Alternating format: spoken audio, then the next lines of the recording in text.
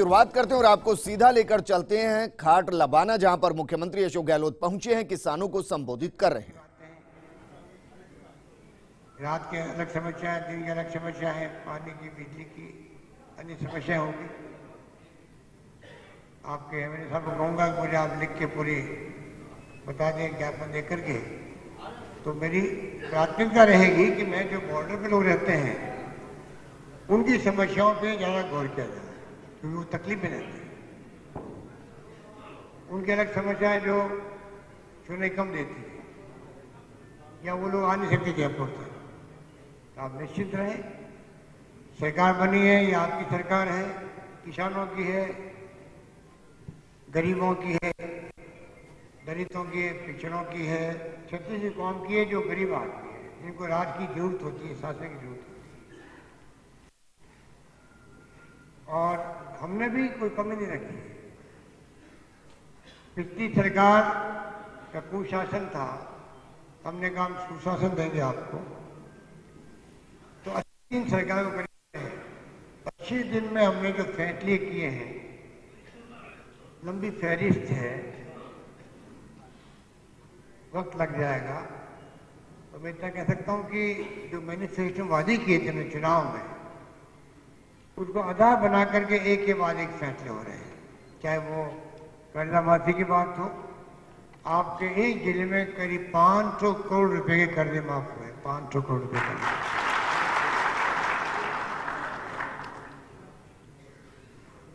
हमने तय किया कि बेरोजगारों को 2 साल तक भत्ता देना है, तो 3,500 और 3,000 रुपये वो स्कीम चालू हो गई है। और कल फैसला हमने किया, उनमें से 40,000 नौजवानों को हम लोग चूज करेंगे, जो एक एक गांव में एक एक सरकार का नुमाइंदा होगा, जो गांव का जो सरकारी स्कीम है या सरकार और गांव वालों के बीच में समाज का काम करेगा, समन्वय का काम करेगा। गांव वालों के कई गरीब ऐसे होते हैं जो ढंग से अपना प्रार्थना पत्र भी नहीं दे पाते हैं, कई लोग ऐसे होते हैं जो लिख नहीं पाते हैं, कई लोग ऐसे भी होते हैं जो समझा नहीं पाते नेता को, एमएलए को, एमपी को, मंत्री को समझा नहीं पाते। उसके अभाव में काम होने लायक होता तो भी नहीं होता। तो हमने तय किया कि इस प्रकार से व्यवस्था की जाए जिससे कि आराम से आपकी बात को एक व्यक्ति कोऑर्डिनेट करे। कब मिलाना है एमएलए साहब को, टाइम लेके मिला है, ढंग से व्यवस्था करें। और दूसरा, जो गांव के कोई घटना दुर्घटना हो रही है, पुलिस सुनवाई नहीं कर रही है, तो भी कम से कम वो एक कोऑर्डिनेट कर सके और सरकार के पास भी पूरी रिपोर्ट पहुंच जाएगी कि वास्तव में कौन काम कर रहा, कौन नहीं कर रहा है। इस रूप में हमने एक नया प्रोग्राम बनाया है जो जल्दी ही लागू। हमने गरीबों के लिए 1 रुपये किलो गेहूं, जो पिछली बार मैं मुख्यमंत्री साहब के आशीर्वाद थे, मैं तीसरी बार मुख्यमंत्री बना हूं, तो पर मुझे याद है कि पहली बार बना तब भी मैं गंगा में आता था, दूसरी बार बना तब भी आपने आशीर्वाद दिया, आपका प्यार, आपकी मोहब्बत, आपका विश्वास मेरा कायम रहा।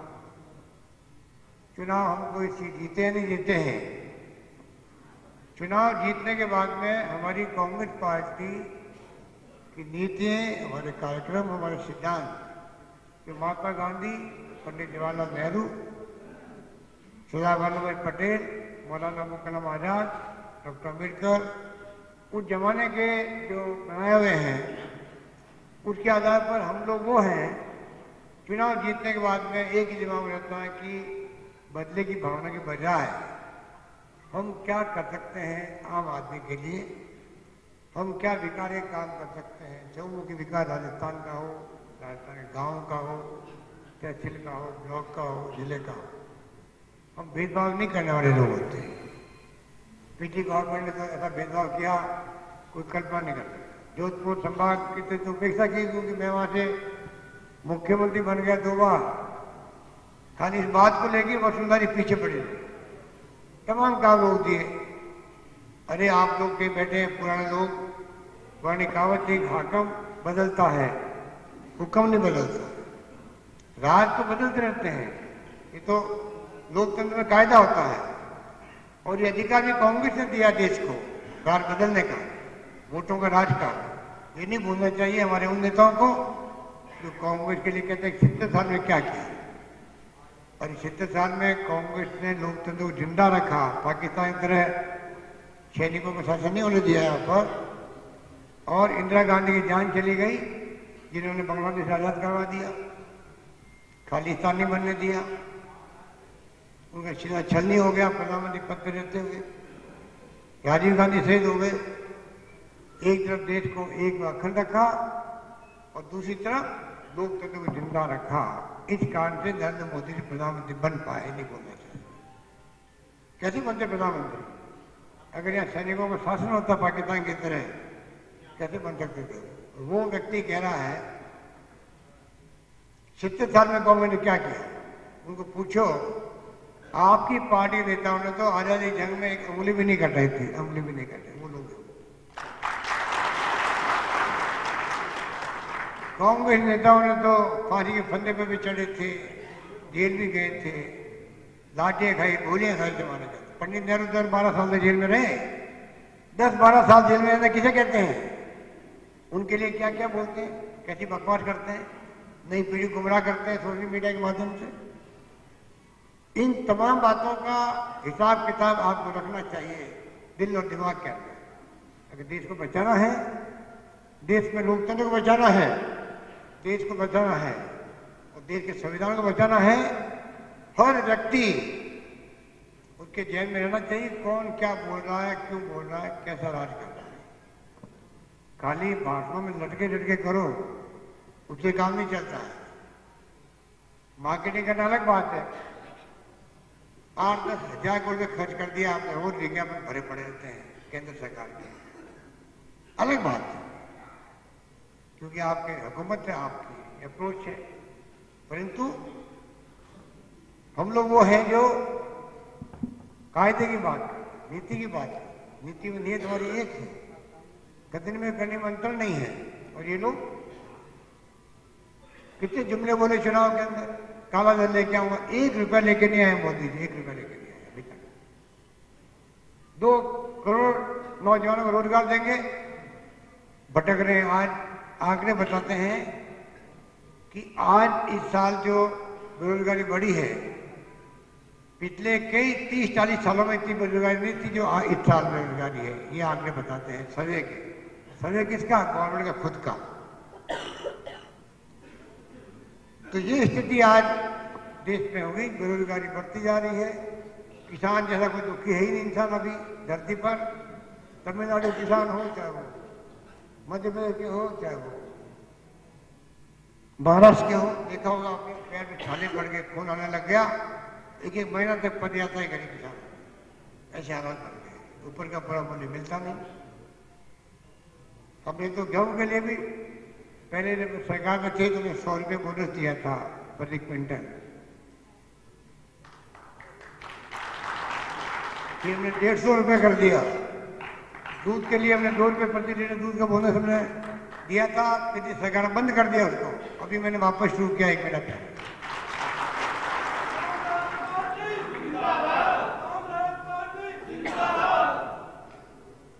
तो जो जो योजना हम लेके आए हैं, और करीब 21 फैसले मैंने किए, आप देखते होंगे, एक से बढ़ के एक फैसले। 5 साल तक हमने कहा किसानों की बिजली के दाम 5 साल तक, जैसे मैंने पहले कहा था पिछली गवर्नमेंट वक्त में सोनिया गांधी जी की मौजूदगी के अंदर, तो फिर मैंने कहा जब राहुल जी अभी आए थे धन्यवाद देने के लिए आपको सरकार बनने के बाद में, तब मैंने फिर घोषणा की 5 साल तक जब सरकार भुगतेगी, एक नया पैसा किसान का नहीं बढ़ेगा बिजली के अंदर, नहीं बढ़ेगा।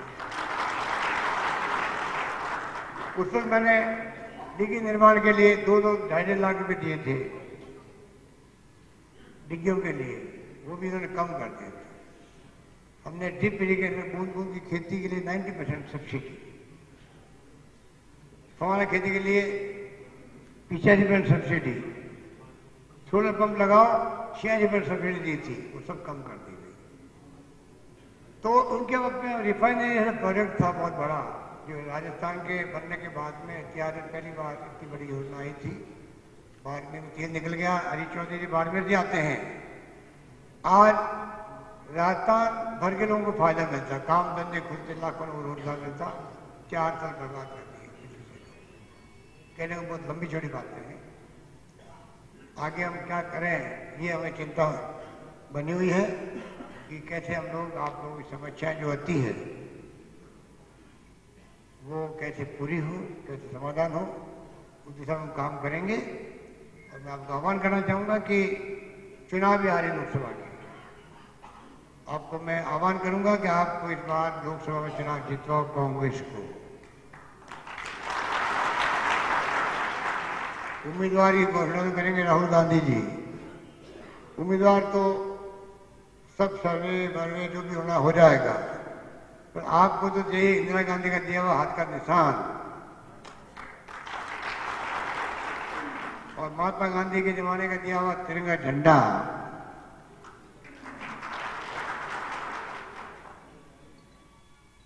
और राहुल गांधी हमारे नेता।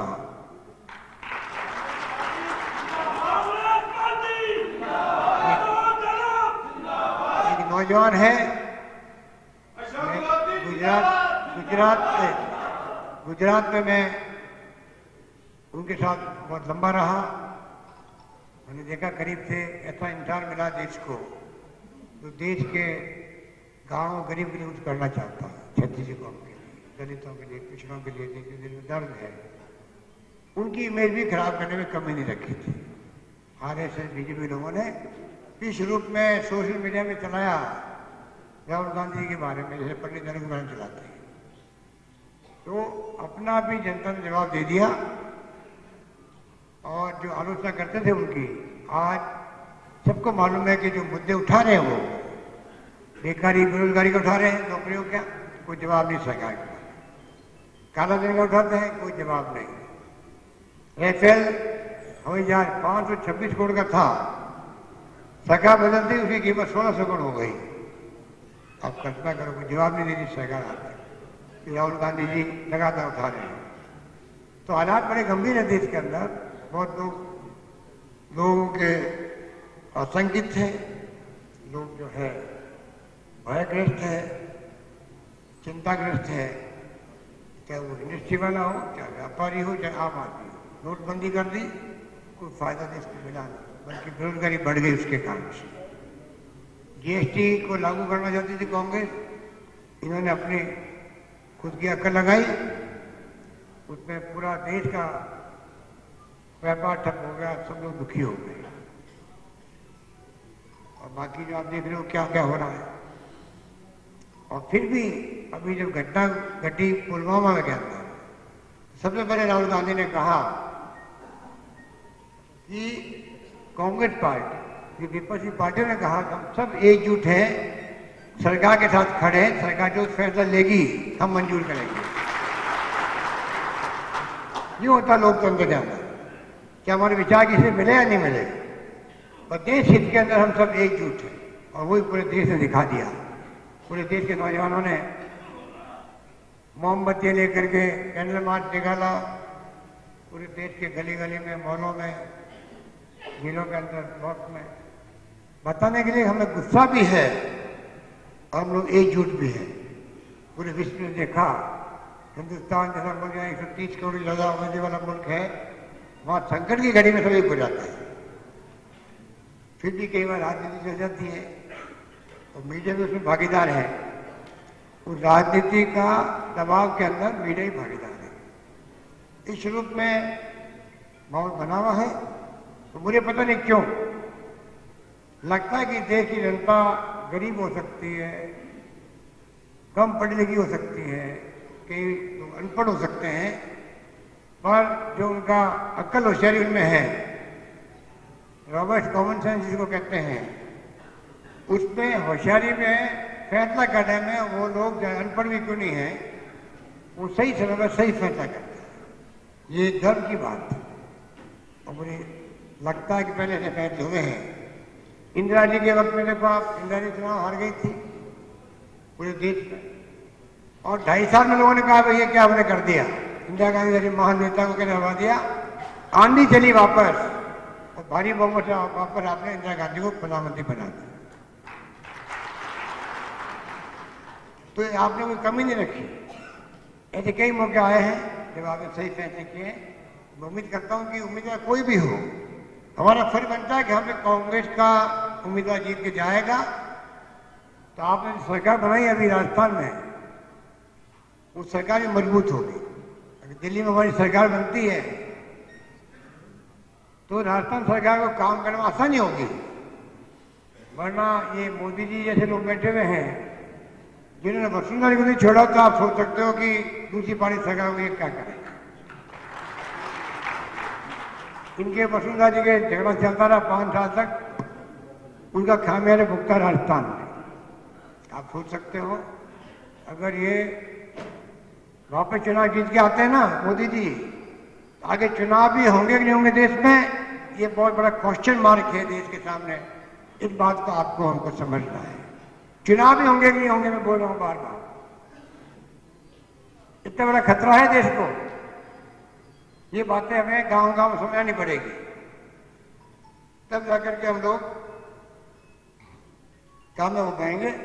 यही बात कहता हुआ मुझे खुशी है कि जगदीश शर्मा ने आप सबको याद किया और मिलाया, और हम सब मिलकर के कोई कसर नहीं छोड़ेंगे काम करने की भी, और आपकी भावनाओं के आधार पर फैसले करने में। धन्यवाद। जय हिंद। धन्यवाद। तो घाट लबाना में मुख्यमंत्री अशोक गहलोत किसानों को संबोधित कर रहे थे। इस दौरान न सिर्फ कांग्रेस की उपलब्धियों को गिनाया गया है, बल्कि और अब आपको लेकर चलते हैं घाट लबाना, जहां पर मुख्यमंत्री अशोक गहलोत को आप सुन रहे थे। मेरी सहयोगी पूनम शर्मा मेरे साथ जुड़ चुके। पूनम, जानना चाहेंगे आज मुख्यमंत्री का दौरा जो रहा बॉर्डर इलाके पर, खास क्या रहा और क्या कुछ खास मुख्यमंत्री की तरफ से जनता और सेना को कहा गया?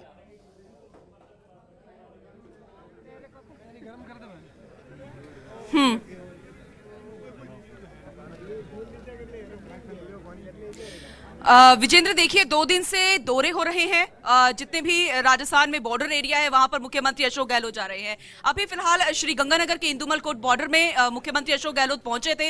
यहां पर बीएसएफ के जवानों का उन्होंने हौसला अफजाई की और साथ ये भी कहा कि चाहे इस तरीके के जब हमले होते हैं, पुलवामा हमले का उन्होंने जिक्र किया और इससे पहले भी उन्होंने जिक्र किया, कहा कि जब एक एक जवान यहां पर शहीद होता है तब मुल्क को एक साथ यहां पर आना पड़ता है, तब ये फर्क नहीं पड़ता कि पार्टी कौन सी है और सरकार कौन सी। और इसीलिए राहुल गांधी ने दिल्ली से ये ऐलान कर दिया था कि हम केंद्र सरकार के साथ है, यानी कि मुल्क एक यहां पर साथ है। लेकिन फिलहाल घाट लबाना में यहां पर मौजूद हूं क्योंकि किसान ऋण माफी योजना के तहत यहां पर प्रमाण पत्र बांटे गए थे और कई किसान भी यहां पर मौजूद है। एक एक करके मैं सबसे बातचीत करूंगी क्योंकि काफी संख्या में किसान यहां पर मौजूद है और एक महिला भी हमारे साथ है। मैं उनसे बातचीत एक बार करने की कोशिश करती हूं क्योंकि कुछ किसानों का यहां पर गुस्सा भी है, तो कुछ किसानों के चेहरे खिले हुए भी थे और कुछ किसान यहां पर समर्थन में भी नारेबाजी कर रहे थे। आपका नाम बताइए और फटाफट बताइए कि क्या समस्या और क्या आप फिलहाल मुख्यमंत्री अशोक गहलोत को ये ज्ञापन देने के लिए पहुंची थी? मैम, मेरा नाम पूनम है।